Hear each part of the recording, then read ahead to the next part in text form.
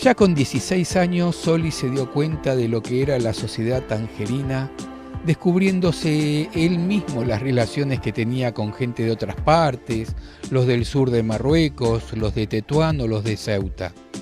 Distintos idiomas, distintas tonadas. Amigos musulmanes, otros de nacionalidad francesa, con quienes compartía cotidianamente juegos y encuentros sin diferencia alguna, en especial cuando uno visitaba a la familia del otro. Incluye este capítulo críticas que hace Soli Levi a los miembros adinerados de su propia comunidad, donde encontraría diferencias en el trato.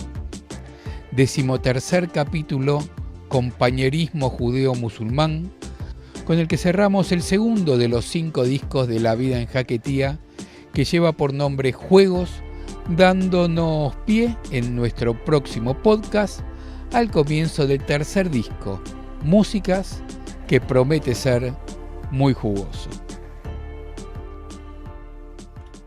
En el año de la seconde, en el Lycée Regnault, a los 16 años más o menos, fue cuando me di cuenta de lo que era Tánger.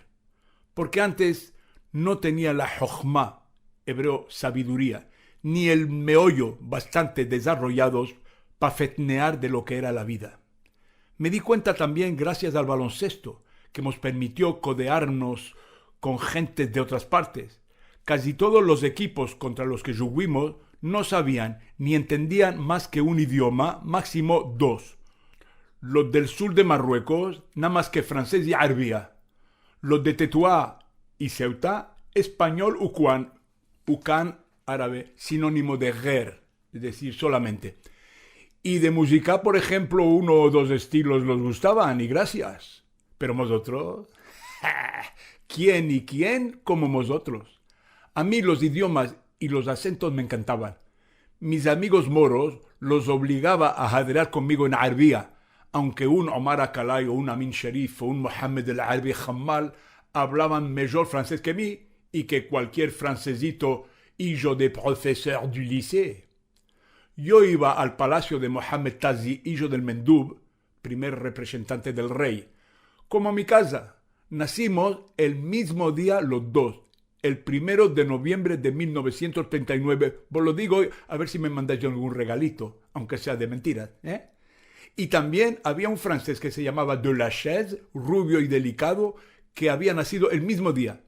Y el Tazi siempre decía que éramos le club du 1er novembre 39, con ese acento tan raro y como british que tiene, que nunca supe de quién se le pegó.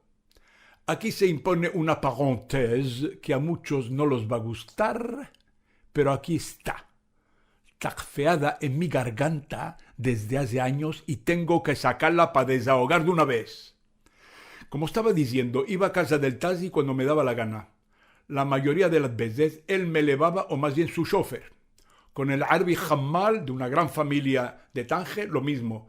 Este me llevaba a su casa, que también era como un palacio, cabe las nogas de Ben-Attar en la Fuente Nueva. Y en cada de esos amigos yo estudiaba y comía con su familia. Sí, ¿qué queréis? En ese tiempo, Ba'abonot Harabim no comía kasher. Ba'abonot Harabim por mis pecados numerosos.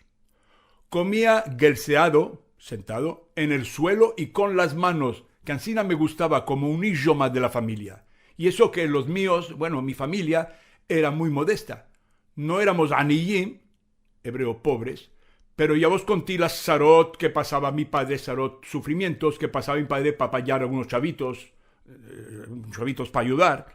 Sin embargo, en cada de esos amigos moros, nunca me sentí de más. Nunca me sentí como si me estuvieran haciendo un favor recibiéndome de esa forma. Nunca ba'olam, hebreo equivalente de nunca en la vida. Al contrario, el Tazi venía él a mi casa y comía con vosotros y se chupaba los dedos con lo que le cocinaba los ojos míos de mamá.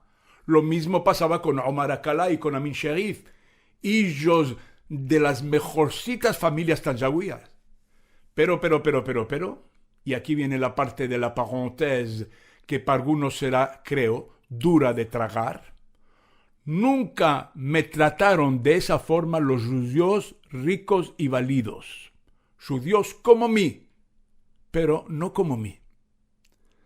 Mucha fantasía y mucha pamplina, y me miraban de arriba y muchas veces ni me subhueaban ni condescendían a notar mi presencia, pa' nada, como si yo fuera un tiesto de Solimán, es decir, despreciado, desechado, y todo por los mallogrados de los chavos que ellos tenían más que mí.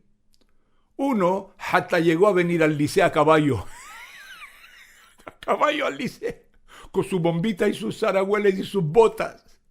De verdad, así pasó. Pero por eso, cuando yo sacaba mejores notas que esos judíos hermanos míos, en disertación sobre todo, me ponía a brincar de contento, dando berriditos como los monos de la roca de Gibraltar.